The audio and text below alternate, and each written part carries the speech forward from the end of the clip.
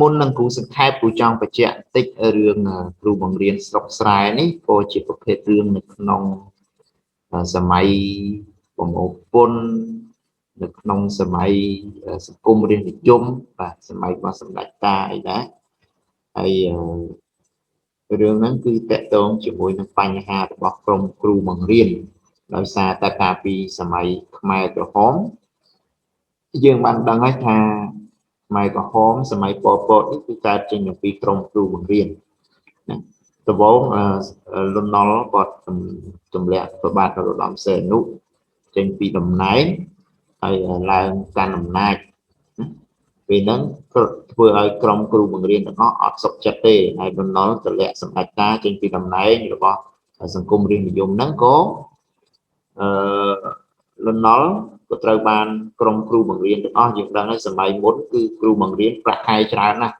ក្នុងគ្រួសារហ្នឹងបើសិនជាមានអ្នកណាម្នាក់ជាគ្រូបង្រៀនគឺអាចចិញ្ចឹមគ្រួសារហ្នឹងបានន័យថាបាន4-10គ្រួសារណាច្រើនមែនតើព្រោះលុយតិចលុយការហ្នឹងគឺចាយសេនណាហើយគ្រូបង្រៀនប្រាក់ខែពាន់នៃហ្នឹងហើយតែអញ្ចឹងវាច្រើនអញ្ចឹងហើយគ្រូបង្រៀនត្រូវបានគេទទួលស្គាល់ថាជាមនុស្សដែលមានចំណេះដឹងខ្ពង់ខ្ពស់ជាពិសេសទៅលើរឿងនយោបាយអញ្ចឹងសម័យខ្មែរក្រហមនឹងឯងគឺពេលដែលលន់នល់ទម្លាក់សម្ដេចតាគឺត្រូវបានគ្រូបង្រៀនទាំងអស់ក្នុងគ្នាបោកដោយបង្កើតនៅចលនាតស៊ូរូបរបស់ជាតិរបស់សេនរបស់ជាតិហ្នឹងដោយក្រុមគ្រូបង្រៀនទាំងអស់គឺជាអ្នកផ្ដល់ជំនួយគឺអ្នកប្រមូលលុយដើម្បីជួយដល់ប៉ុលពតណាអញ្ចឹងពេលហ្នឹងហើយនៅពេលដែលប៉ុលពតវាយឈ្នះលន់នល់ធ្វើឲ្យប៉ុលពតមានការគិតថាក្រុមគ្រូបង្រៀនគឺជាក្រុមមនុស្សដែល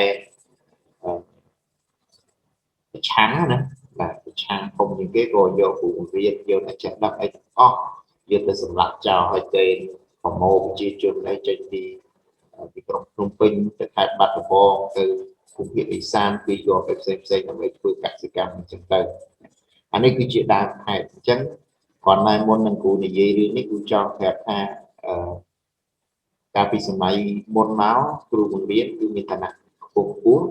ហើយក្រុមគ្រូបង្រៀនទាំងអស់គឺជាអ្នកដែលខ្វល់ខ្វាយអំពីវាសនាជាតិខ្លាំងតែយល់ទេនេះក៏ផ្ដើមសេចក្តីហឡូយល់ទេចាចូលឥឡូវគ្រូបាទឥឡូវក៏ដូចគ្នាដែរតែគាត់គ្រូបង្រៀននៅតែដោយសារតែមានការផ្សព្វផ្សាយនៅសម័យមុនបែបហ្នឹងហើយក៏មកទល់សប្តាហ៍ថ្ងៃហ្នឹងក៏នៅតែក្រុមគ្រូបង្រៀនហ្នឹងដែរនៅតែជាអ្នកដែលខ្វល់ខ្វាយរឿងនយោបាយជាងគេបើតាមគ្រូមើលគ្រប់សង្កថាមិនថាពេញមិនថាខេត្តណាទេគ្រូបង្រៀនជុំគ្នាចែកគ្នាតែរឿងនយោបាយតែយើងកុំស៊ីជម្រៅដល់នោះពេកតោះរឿងគ្រូបង្រៀនស្រុកស្រែកសិករហមគឺជាអតីតទាហានកងទ័ពក្រហមហើយនឹងធ្លាប់ធ្វើជាមន្ត្រីតូចតាចម្នាក់នៅក្នុងក្រសួងសាធារណការហើយសូមបើកកញ្ចក់តិចគូហមពីមុនគឺគាត់ជាមនុស្សពីរាអវាយសាផឹកស៊ីស្រីញីអូនបងដូចគ្នាប៉ុន្តែក្រោយមកគាត់ចេះកែខ្លួនទៅជាមនុស្សល្អវិញខ្វល់ខ្វាយអំពីជាតិខ្វល់ខ្វាយអំពីនយោបាយអញ្ចឹងក៏គូហមនឹងឯងត្រូវបានប៉ូលីសចាប់ខ្លួនតែអត់បានចាប់បានទេតែបានប៉ូលីសចាប់ខ្លួនដោយសារគាត់គឺជាមេបំផុសបំផុលតាក់ទងជាមួយនឹងចលនាមហាជនរបស់ប្រជាជនឲ្យដឹងអំពីលទ្ធិប្រជាធិបតេយ្យគាត់ជាមេបំផុសបំផុលហើយរួមជាមួយនឹងគ្នាគាត់ទៀតដែលមានតួអង្គសំខាន់4នាក់ទៀតគឺគ្រូច័ន្ទគ្រូវ៉ាន់គ្រូអីទៀតទេនេះ4គ្រូម៉ៅហើយនឹងគ្រូឋានហើយ4នាក់ហ្នឹងអញ្ចឹង4នាក់ហ្នឹងហើយនឹងគ្រូហនសិតតែជាអ្នកដែលមានចលនាដើម្បីបណ្ដោះឲ្យប្រជាជនទាំងអស់ស្គាល់អំពីលទ្ធិប្រជាធិបតេយ្យបាននៅលទ្ធិប្រជាធិបតេយ្យគឺអំណាចរបស់ប្រជាជនជាអំណាចធំជាងគេបាទប៉ុន្តែដោយសារតែដឹងថាសភាពការមិនស្រួលអ្នកទាំងអស់នោះក៏បានឯកភាពគ្នា ដើម្បីឲ្យគូហមហ្នឹងរត់គេចខ្លួនទៅព្រោះបើសិនជាគូហមនៅក៏ត្រូវបានគេចាប់ដាក់គុកគេធ្វើបាបអត់អំពើទេអញ្ចឹងឲ្យគាត់រត់គេចខ្លួនទៅពេលគេចខ្លួនហ្នឹងពេលយប់ណាគូហមដើរបតាក៏ជួបជាមួយនឹងទឹកលឹមហើយនឹងអាចារ្យសែមជួបគ្នាក៏សម្ដែងសម្ដាលពីគ្នាសន្ទនានិយាយគ្នាដោយរៀបរាប់អំពីអំពើខុសខើរបស់ពួកអ្នកមានអំណាចបាទហើយក៏និយាយអំពីផ្លូវឬក៏មាគ៌ាក្នុងការរៀបចំទម្រង់សង្គមឡើងវិញដោយយោងតាមទស្សនៈជឿនលឿនព្រោះយើងដឹងហើយរឿងនេះគឺកើតក្នុងសម័យកាលពីមុនអញ្ចឹងកាលពីមុនហ្នឹងគឺប្រទេសកម្ពុជាមិនទាន់បានទទួលនៅលទ្ធិប្រជាធិបតេយ្យពេញលេញទេគឺនៅក្នុងសម័យកាលមួយដែលមិនទាន់ជឿនលឿនទេទន្ទឹមនឹងអឺរ៉ុបសិតតែមានលទ្ធិប្រជាធិបតេយ្យមានការជឿនលឿនអស់ហើយអញ្ចឹងគាត់មានគំនិតដូចគ្នាណាគូហមជជែកគ្នាហើយសកម្មភាពដែលគាត់ជជែកហ្នឹងគឺបំផុសទៅលើចលនាប្រជាជនណាប៉ុន្តែដោយសារតែចលនានេះសកម្មភាពនេះត្រូវបានបែកធ្លាយម្ល៉េះហើយត្រូវបានគេចាប់គូហមដែលជាមេបបាក់ដោផងផលហ្នឹងហើយក៏ត្រូវបានគេតាមចាប់ដូចគ្នាទៅលើអ្នករួមគំនិតពេលហ្នឹងគេចាប់តាគ្រូម៉ៅមួយទេដើម្បីដាក់គុករយៈពេល2ខែអញ្ចឹងចាប់គ្រូម៉ៅដាក់គុករីឯគ្រូផ្សេងទៀតត្រូវបានគេតាមដានណាហើយមិនត្រឹមតែតាមដានទេគេដកគ្រូទាំងអស់ហ្នឹងផ្លាស់ចេញអំពីភូមិម៉ាស៊ីនកិនស្រូវហ្នឹងព្រោះរឿងហ្នឹងកើតនៅក្នុងភូមិម៉ាស៊ីនកិនស្រូវណាមានគ្រូច័ន្ទគ្រូឋាននិងគ្រូវ៉ាតគ្រូ3នាក់ហ្នឹងគ្រូម៉ៅជាប់គុក2ឆ្នាំដល់2ខែអញ្ចឹងគ្រូ3នាក់ទៀតហ្នឹងដែលមានចលនាចង់បំផុសផលអាលទ្ធិប្រជាធិបតេយ្យហ្នឹងក៏ត្រូវបានគេផ្លាស់ចេញពីភូមិម៉ាស៊ីនកិនស្រូវឲ្យទៅនៅភូមិដាច់ស្រយាលផ្សេងទៅបរៀននៅតាមភូមិផ្សេងហើយដោយសារតែវិធានការរបស់ក្រសួងឬក៏ស្ថាប័នផ្សេងគាត់ចង់បង្អាក់នៅចលនាជនឬក៏ចលនាលទ្ធិប្រជាធិបតេយ្យហ្នឹងឬក៏ដើម្បីផ្ដាច់ទំនាក់ទំនងរបស់មហាជនជាមួយនឹងពួកក្រុមបំបះបំបោហ្នឹងចលនាមួយហ្នឹងគឺវិធានការរបស់ក្រសួងដែលចាត់ការបែបនេះគឺទទួលបានលទ្ធផលអវិជ្ជមានទៅដែរដោយសារតែពេលដែលផ្លាស់គ្រូទាំង3ឬក៏អ្នកដែលជាប់ពាក់ព័ន្ធនឹងចេញអំពីភូមិម៉ាស៊ីនកិនស្រូវដាក់គ្រូថ្មីមកនៅតែគ្រូថ្មីទាំងអស់ហ្នឹងមានទស្សនៈនៃការគិតដូចគ្រូច័ន្ទគ្រូឋានគ្រូអីមុននឹងដូចគ្នាក្រោយមកទៀតនៅពេលដែលសង្គមចាប់ផ្ដើមមានសុខសន្តិភាពឡើងវិញអញ្ចឹងសុខភ័យទិនភូមិម៉ាស៊ីនកិនស្រូវហ្នឹងក៏មានសភាពធូរស្រាលឡើងវិញហើយមិនត្រឹមតែប៉ុណ្ណោះអ្នកដែលជាប់ទៅរថជនបានអ្នកជាប់ឃុំខ្លួនឬក៏អ្នកដែលជាប់ត្រូវបានគេសង្ស័យឬក៏គេកំពុងដេញចាប់ដាក់គុកអីហ្នឹងគឺត្រូវបានរួចខ្លួនគេលើកលែងរួចខ្លួនឡើងវិញអញ្ចឹងពេលហ្នឹងចំពេលវិសមការតូចគឺពេលវាកងតូចខែចែកបាននៅខែចូលឆ្នាំខ្មែរហ្នឹងបាទគ្រូច័ន្ទគ្រូឋានគ្រូវ៉ាតក៏នាំគ្នាមកលេងភូមិម៉ាស៊ីនកិនស្រូវវិញយ៉ាងសប្បាយរីករាយអាចចូលស្រុកវិញបានដូចគ្នាហើយគ្រូម៉ៅនោះក៏ត្រូវបានគេដោះលែងពីគុកហើយគ្រូហមនោះក៏ដូចគ្នាក៏ត្រូវបានរួចផុតអំពីការនឹងចាប់អញ្ចឹងគាត់អាចចូលមកភូមិម៉ាស៊ីនកិនស្រូវជួបជុំគ្នាយ៉ាងសប្បាយរីករាយហើយមិនត្រឹមតែប៉ុណ្ណោះពួកគាត់បានពិភាក្សាគ្នាអំពីគោលបំណិតផ្សេងឬក៏មធ្យោបាយក្នុងការរៀបចំសង្គមឲ្យជឿនលឿនដើរតាមគោលវិធីលទ្ធិប្រជាធិបតេយ្យណាដោយអត់មានការបង្ខិតបង្ខំទេអញ្ចឹងរឿងហ្នឹងបើសង្ខេបទៅគឺមានតែប៉ុណ្ណឹងព្រោះខ្លីមែនតើបើយើងសង្ខេបយ៉ាងវែងគឺយូរប៉ុន្តែនេះគ្រូសុំតែខ្លីទេព្រោះកុំឲ្យពិបាកចាំយល់ទេហៅឡូចុះបាត់អស់លីងហើយកណាហើយគ្រូអើយបើកម៉ៃមកតាបាទបើកម៉ៃមកដល់ម៉ោងរៀនហើយអើយគេគ្រូគឺឆ្លោយណាបាទតោះរឿងគ្រូបង្រៀនសុខស្រាយប្រភពរឿងគឺជារឿងដែលកើតចេញអំពីការតស៊ូនយោបាយបែបនយោបាយរបស់គ្រូបង្រៀនមួយក្រុមដែលស្ថិតនៅក្នុងព្រៃទិនស្រុកព្រៃទិនខេត្តកំពង់ចាមភូមិម៉ាស៊ីនកិនស្រូវណាអ្នកនិពន្ធគឺអំថប់ដដែលដោយ រឿងមុនដែលយើងបាន Ủa nó người đây chứ. ណែនេះណាគឺគ្នារឿងនេះពិចារណាអ្នករៀនសិស្សដែលគាត់រៀនសិស្សទី12 11នេះគឺគាត់រៀនអត់សូវចង់រៀនទេរឿងនេះដោយសារតែទី1រឿងនេះអត់ពាក់ព័ន្ធជាមួយស្នេហាអីទេអត់ពាក់ព័ន្ធជាមួយអីទាំងអស់និយាយយ៉ាងខ្លីគឺរឿងនេះពាក់ព័ន្ធជាមួយនយោបាយតែមួយគត់ការតស៊ូនឹងនយោបាយអញ្ចឹងក្មេងៗគាត់អត់សូវចូលចិត្តរឿងនយោបាយទេហ៎បាទប្រភេទរឿងគឺជារឿងប្រឡោមលោកទំនើបបែបមនោគមវិជ្ជាសង្គមនិយមសង្គមនយោបាយពីរូបបែបនេះចឹងគឺរឿងនោះពាក់ព័ន្ធជាមួយនយោបាយណាព្រោះខ្លឹមសាររឿងទាំងអស់ទាក់ទងជាមួយនឹងការទំនាក់ទំនងទៅនឹងការតស៊ូបែបនយោបាយតស៊ូប្រឆាំងជាមួយនឹងនយោបាយដើម្បីសង្គមលទ្ធិប្រជាធិបតេយ្យរឿងនេះគឺជាប្រភេទរឿងចលនាអក្សរសិល្ប៍ខេមរនិយមរូបគោលគំនិតនៃរឿងគឺឆ្លោះបញ្ចាំងអំពីទស្សនៈរបស់លោកីខ្មែរបានន័យថាសង្គមខ្មែរទាំងមូលដែលតំណាងឲ្យជំនាញទម្លាប់ប្រពៃណីសុខសាន្តតែម្ដងអតិពលគឺទទួលអតិពលសង្គមនិយមទទួលអតិពលនៃការតក្កភាពសង្គមជាក់ស្ដែងរូបគោលគំនិតទាំងអស់គឺបំផុសអំពីគំនិតជឿនលឿនឬក៏សង្គមជឿនលឿនហើយកើតនិពន្ធនៅឆ្នាំ1957ប្រធានរឿងដំណើររឿងទាំងអស់គឺតាក់ទងជាមួយនឹងការតស៊ូដើម្បីទាមទារសិទ្ធិសេរីភាពនិង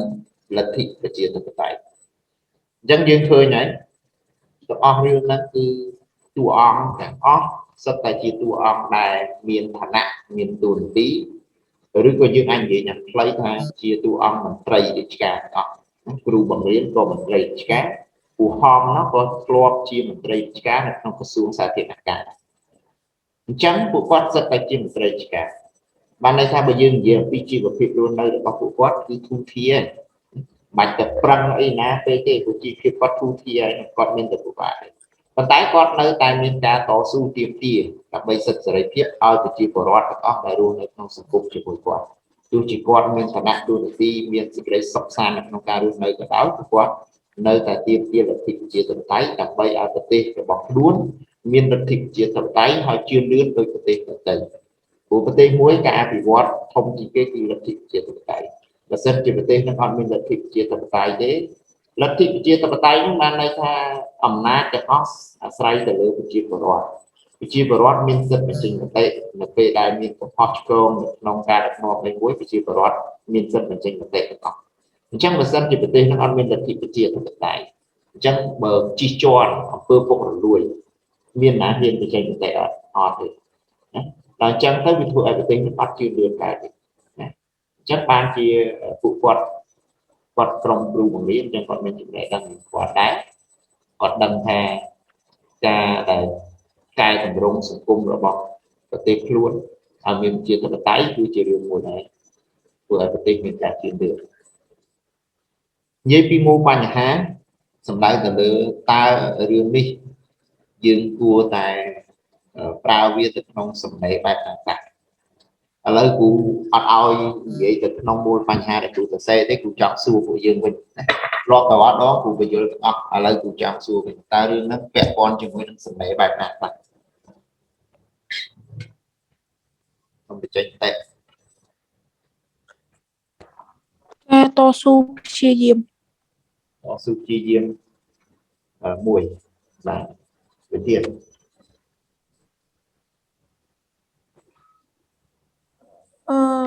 Cha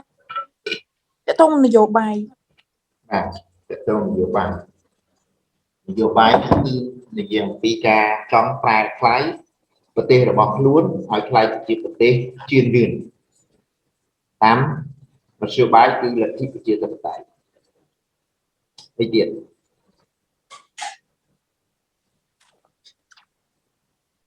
តកតងនឹងអាត្មានិយមគឺយើងអាចសរសេរដែរគេហៅថាមនុស្សមិនអាត្មានិយមដូចជាក្រុមគ្រូបង្រៀនដែលគ្រូនិយាយមិនទាំងអស់នោះគឺគាត់មានសេចក្តីសុខហើយគាត់មានប្រាក់ខែមានអីក្នុងទៅតែគាត់នៅតែតស៊ូដើម្បីប្រទេសជាតិណាដើម្បីលទ្ធិប្រជាធិបតេយ្យទៀតអញ្ចឹងបានន័យថាគាត់មិនអាត្មានិយមទេអាហ្នឹងក៏អាចសរសេរដែរ បញ្ហាអីទៀតការរួបរวมសាមគ្គីគ្នាបាទសង្គមហ្នឹងគឺការរួបរวมសាមគ្គីគ្នារបស់ប្រជាជនទាំងអស់ដើម្បីលទ្ធិប្រជាធិបតេយ្យត្រង់ចំណុចណាដែលយើងនិយាយហ្នឹងគ្រូបង្រៀនមុននៅក្នុងភូមិម៉ាស៊ីនកិនស្រូវគ្រូចាន់គ្រូផាន់គ្រូម៉ៅគ្រូវ៉ាតអីហ្នឹងគាត់មិនអ្នកលទ្ធិប្រជាធិបតេយ្យចលនាមហាជនពេលដកគាត់ចេញទៅអ្នកមកក្រោយនៅតែមានចលនាមហាជនដូចគ្នាត្រង់នេះបើសិនជាដកចេញអ្នកមកក្រោយអត់មានចលនាមហាជននោះទេគាត់អាចទាមទារលទ្ធិប្រជាធិបតេយ្យបានអាហ្នឹងតកតងនឹងការរួបរวมសាមគ្គីរបស់ប្រជាជនដើម្បីលទ្ធិប្រជាធិបតេយ្យបាន4បញ្ហាមានបញ្ហាអីទៀតការជិះជាន់បានទេបានដូចគ្នាអំណាចជិះជាន់ដោយគូហមអញ្ចឹងគាត់បញ្ចេញមតិត្រូវបានគេចាប់គាត់យកមកឃុំយកអីចឹងតែគាត់ដឹងខ្លួនគាត់រួចអាហ្នឹងគឺអំណាចជិះជាន់បានន័យថាអត់ឲ្យមនុស្សបញ្ចេញមតិចូលរួមក្នុងសង្គមទេឲ្យនិយាយផ្សេងទៀតមានអីទៀតបាន5ចំណុចលោកណាអត់បញ្ចេញមតិសោះហ្មងយ៉ាប់ទៅសេសំណេរសេអត់ចេញហ្នឹងអូគេអស់ហើយគេបើឲ្យនិយាយមួយថ្ងៃហីខ្ញុំពេលអត់ដឹងរៀបពាក្យនិយាយមិននិយាយមក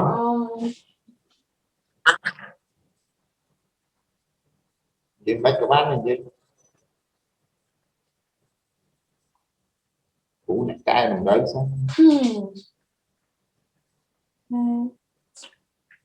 មានបញ្ហាអីទៀតដែលយើងអាចលើកទៅសរសេរសម្ដីបាន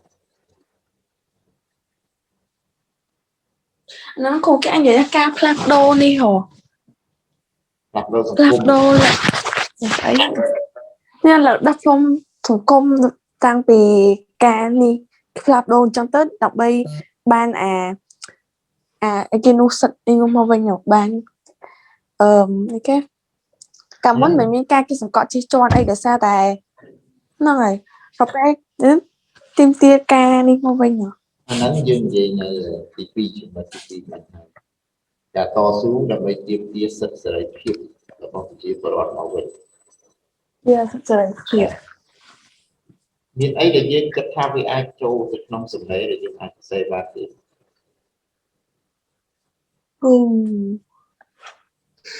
កតងជាមួយនឹងការអភិវឌ្ឍប្រទេសយើងអាចលើកមកនិយាយ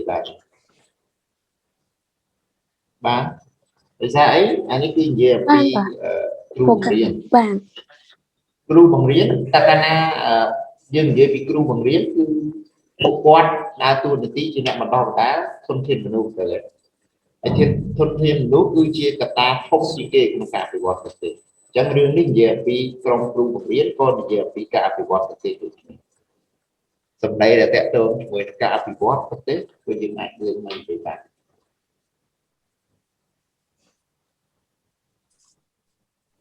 មានអីទៀតអត់កន្លែងហ្នឹងគ្រូចង់ឲ្យយើងពិសាគ្នាវិញយើងរៀនដូរបរិយាកាសទៅរៀនបែបចឹងវិញព្រោះដើម្បីកុំឲ្យ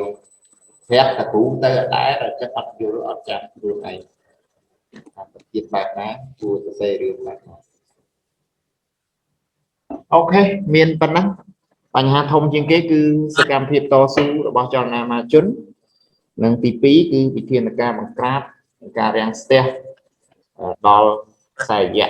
ចលនាមហាជនហើយចំណុចសំខាន់គឺយើងបានលើកមកនិយាយគ្នាអស់ហើយមិនអញ្ចឹងរឿងគ្រូបង្រៀនស្រុកស្រែ